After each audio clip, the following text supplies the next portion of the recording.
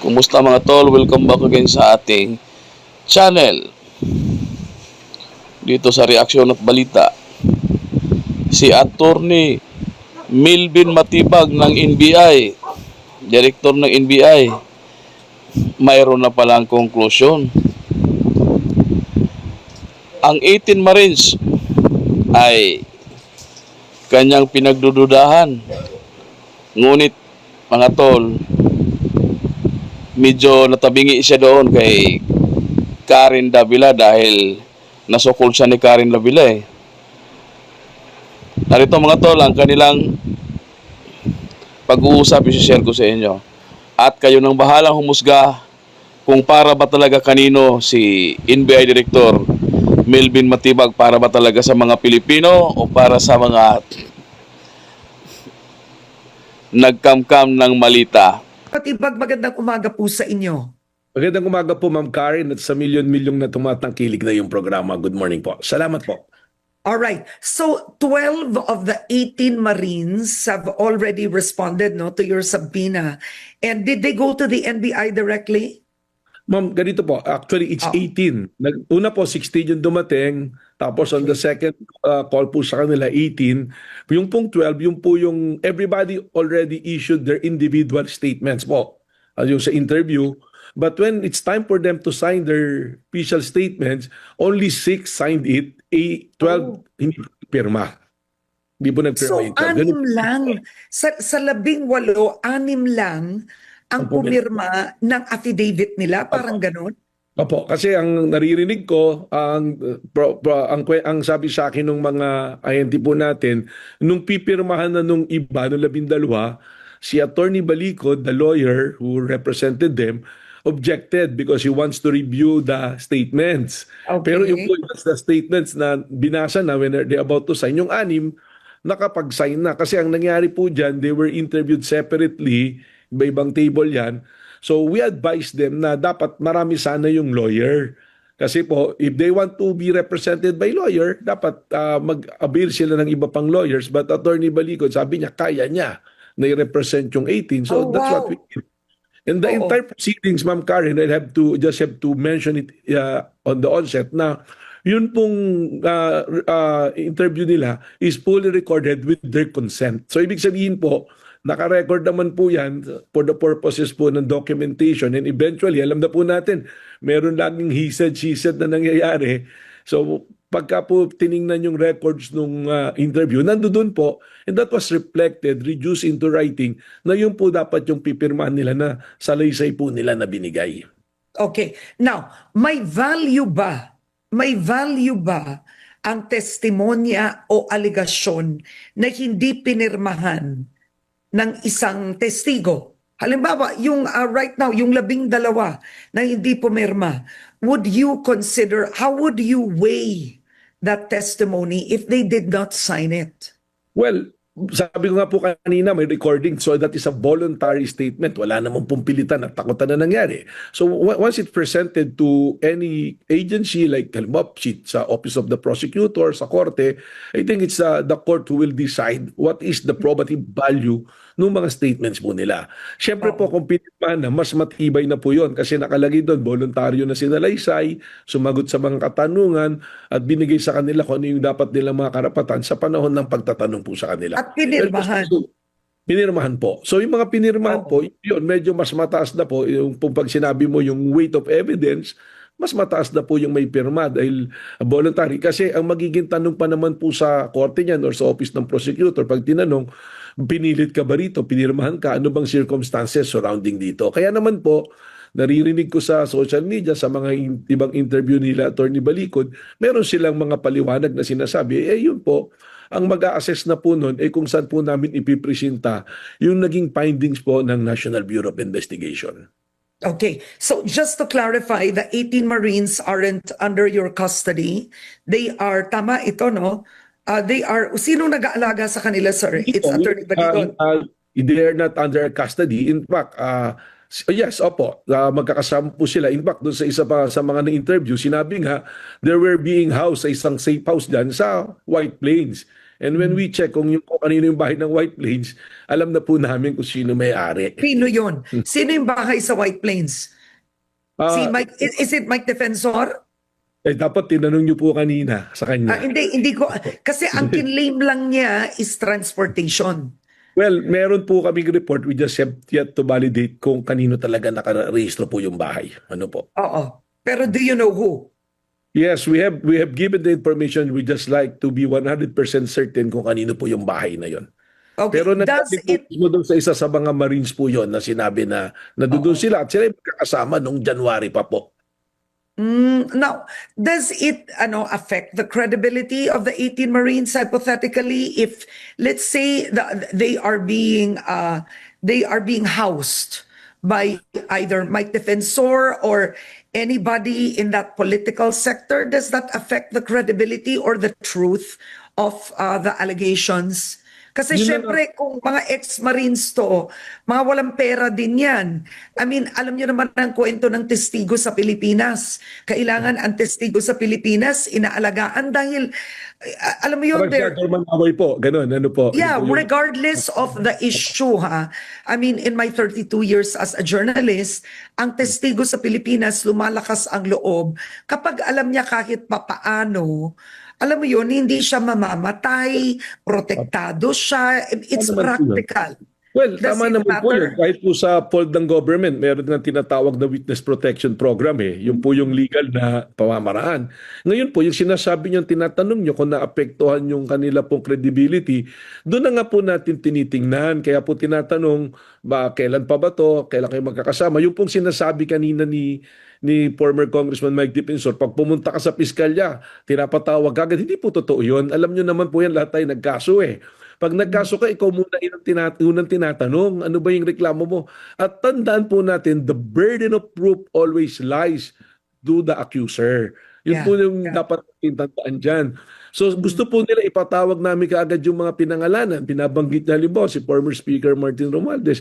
Hindi naman po ganun yung sistema. Sa ngayon po base doon sa aming pag-i-interview, wala pong direktang testimonya na nakita nila yung tao o ibinigay doon sa tao. Ang sinasabi lang po palagi, sa bahay nito, sa opisina nito, nakita namin binilang yung pera, naghatid kami ng maleta. Yung mga litrato po, hindi ma-identify kung sino ang kumuha ng litrato at kailan kinuhaan. Kaya po, meron po mga katanungan. And we will never allow the National Bureau of Investigation to be the tool for a fishing expedition. Kung meron po kayong siguradong pangkaso, sigurado kayo na talagang pwedeng kaso, i-file po natin ng diretso. Kagaya po, naririnig ko si Congressman Mike Defensor, tira siya ng tira. May mga nakawan, mga magnanakaw si ganito. Tanong ko lang po, meron po ba siyang pinahil kahit isang kaso sa mga inakusahan niya magnanakaw? Meron na po ba kayong narinig? Hindi man po obligasyon nating lahat na Pilipino, but we are duty-bound as a Filipino under the law, under the Constitution, under the Revised Penal Code or under the Anti-Graft and Corrupt Practices Law, na kung tayo magsuplong, magkaso sa mga taong alam natin na gumawa ng pagkakasala. Kami po dito sa National Bureau of Investigation, kahit sino pong pumunta rito, we will treat them equally. Dinala po Okay. Now, Yes, ma'am. now, let's speak, let's be specific. Maganda yung sinabi nyo kanina eh. So, sa mga nabasa po ninyo na testimonya, no, yung allegedly pagbibigay ng pera, pagde-deliver thrice a week, allegedly sa mga bahay ni former Speaker Romualdez, not one of them said in the testimony, they gave it directly to the speaker. But did they name a specific person that could have been an aide, for example? May tao bang binanggit sa testimonya na tumanggap? Yes, meron po. May mga nabanggit yung sila Mark, sila Justin, nasabi sila yung pumasok, sila yung nagdala. Oo. But they just- may family so, names ba they ang also- mga to? Ano I po? mean, is there, at one point, ito yung tanong ko, so they named a Mark, a Justin. Sino ang magpapatunay na may kaugnayan yun sa speaker? At Kailangan po papatawag natin nyo ba? silang tawag. Papatawag nyo ba yung Mark at Justin? Or how does this work? Tama po. Pagkatapos po naming mabalidate kung ang kanilang testimonya o pagtuturo sa mga tao ay talaga namang meron pong basihan, may ebidensya, papatawag po natin. Katunayan po, ma'am, yung pinangalanan po nila na air taxi, kagaya po nun, we sent as a pinadusis tecum. Nagpadala po ng kasagutan sa amin that never in their logbook or in their log na nagkasama sa flight si Sergeant Sergeant Bolte at saka Sergeant Tube at saka si Saldico. Ebidensya po yun. But then why would they Sumulat po sa- admit? I mean, sumulat yan po- din ang tanong ko. If you were a company like Air Taxi, I mean, why would you admit to something like that too? On record po yan, ma'am. Kasi po, may protocol po ang Civil Aeronautics Board at ang Manila International Airport Authority. If you recall, ma'am, I work in the Manila International Airport Authority before as general manager. Wala pong tumitake of lumalanding kahit chopper lang dyan na wala pong mga pangalan ng pasahero. Lahat po yan inilalag po. And other than that, meron din po kami mga binanggit nilang lugar na pinuntahan nila ng mga private villages. We also issued sa pinadusis tecum kung merong mga ganitong pangyayari. It was not confirmed. Wala pong ganon na sinasabi. So, mas marami pong doubts. That's why sinabi ko po kanina, hindi ko po papayagan yung ahensya na gagamitin ng mga nagrireklamo na kami ang maghanap ng ebidensya na ganyan. Kasi kami naman po yung hahabulin. Kami naman ang mananagot. Pero hindi ba trabaho ng NBI maghanap ng ebidensya? I mean, I'm curious. It's like the FBI, right? The FBI is proactive in looking for evidence once they feel that a certain individual is committing a crime. Yes, Right? ma'am. We've seen it in so many documentaries. Hindi niyo ba trabaho yon? Yes, ma'am. Trabaho po. Kaya nga po nag-issue kami ng sabina. Pero ang sinasabi ko po rito, taliwas sa sinasabi po nila Attorney Balikod at former Congressman Mike Defensor na dapat ipatawag namin kaagad yung mga tao na binabanggit. But in order to reach point 10, we must start from point 1. Sila po yung nagreklamo, sino po yung una nating tatanungin? Pinangungunahan na po nila yung ebidensya, pinanunuhan na nila yung ahensya. Kaya nagkakaroon po tuloy na pag-iisip yung mga tao, nagkakaroon na ng mga konklusyon na ganito yung nangyari nang hindi pa po tapos ang investigasyon. Okay, Kaya sir, yung anim na ex-Marines, sabi niyo yung anim na ex-Marines, they signed an affidavit. So their testimony has more weight. Just generally to, no, yung anim na ex-Marines, ano ang naging center ng affidavits nila? Kasi tatlo binanggit ni Mike Defensor, di ba? May Luistro, na nabigyan ng pera, may Trillanes, nabigyan allegedly ng pera, at itong mga Martin Romualdez, etc., of the flood control. So, yung anim na pumirma, ano po yun? Ano yung center ng affidavit?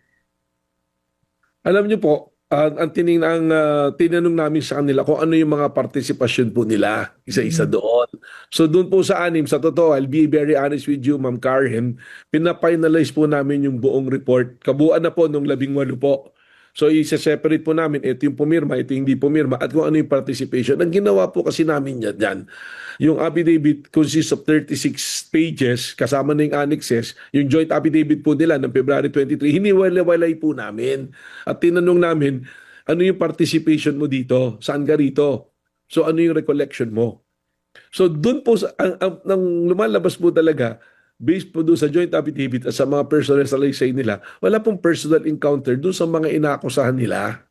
Except that lagi nga nila binabanggit, parang may conduit, may dinadaanan po na ganito. At sinasabi nila, ito bahay ni ganito, bahay ni ganyan. Pero never the time that it was established na nung dumating doon, nandoon yung mga taong pinaparatangan po nila. Ganun po yung nangyayari dito. Ngayon, siyempre sinasabi po nila, bakit yata parang inaangguluhan pa? Narinig ko po mismo kay Attorney Balikod na sinasabi destabilizer sila. Wala naman po kaming sinabi na destabilizer sila. Hindi ko alam kung saan nanggaling. Yun daw ay report from the higher ups na siya ay tutukuyin ng stabilizer. Pero hindi po maaalis. Kayo na nga po nagsabi, trabaho ng National Bureau of Investigation na mag-imbestiga sa kabuuan. Tinitingnan po namin kailan kayo nagkasama-sama. Lumalabas, January pa lang, magkakasama na po sila. Yun po yung isang nandun sabi ni lumabas sila February 23. Kailan sila nagtrabaho talaga? At out of 103, bakit 18 lumabas? Plus 1 si Gutesa, na ngayon sinasabi nila tinakot si Gutesa, binawi yung testimonya. Napakahirap po nung ganun na sitwasyon eh. Ang sa amin, we are making a balance based on what we have na perinisinta po nila. And we go beyond that also by exercising our power of issuing subpoena. Subpoena to the person, subpoena to the documents. Ganun naman po yung ginagawa namin dito. Ako Oo. lang, ang But challenge. Director Matibag, how do you then assure the how do you assure the public, for example, that you personally and the NBI will be uncompromised given you were appointed under this administration? I mean, wag na tayo maglokohan, Pilipinas ito. Right? I mean, you were appointed as NBI director under this government. I mean, you're only human. How could you assure the public, ang hirap maging parang justice yan eh. The minute na appoint ka, you have to really take your office seriously to the point that you serve the Filipino people. But in the end, people will start to feel, what do you expect with this case from the NBI and appoint siya under this administration? Some people might think you're protecting, right? So how do you balance that? How do you then prove that you are absolutely impartial, that you want the truth, that you want justice to be served? Ma'am, ang sagot lang po dyan is that the Bureau has been transparent from day one dito sa 18 na to. We are very, very transparent. Hindi po natin maalis sa tao yung mag-isip ng kahit ano po. Sigurado, ako naman po, dinaranas ko yan everyday. May naniniwala, may hindi naniniwala. But at the end of the day, we must be faithful to the mandate. Ako naman po, ang request ko lang palagi, judge me on my performance. Nanggaling na po ako, iba-ibang administrasyon naman po yung pinaglingkuran ko eh. Naglingkod po kay former President Gloria Macapagal Arroyo, kay former President na Rodrigo Duterte, ngayon po sa administrasyon na to. So ang sa akin po, ang may always offer to the public is look at my performance, yung mga dati kong ginawang trabaho at kung ano ang trabaho gagawin ko. Siguro po pag alis ko sa NBI, doon din nila marirealize that I was fair.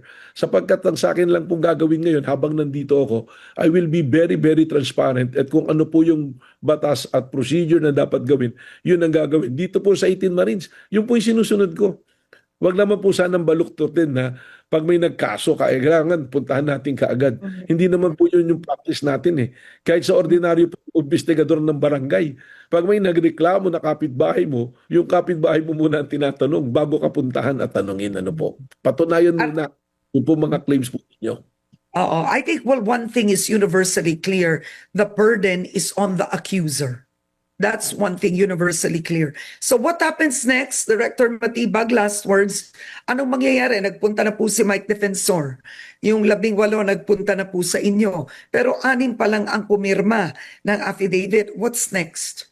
I-clear lang po natin, pumunta nga po rito si former Congressman Mike Defensor kasama yung kanyang abogado, pero hindi naman po sila nag-submit sa investigation. In fact, yung amin pong subpoena power, binaliwala nila. Meron pa nga kumalat na video na hindi na lang namin po pinagtuunan ng pansin. Biniberate ni Attorney Topacio, yung isa sa aming ahenteng nagtatanong at ayaw magpa-interview. Doon nga po ako nagtataka si Attorney Topacio. You should release that video.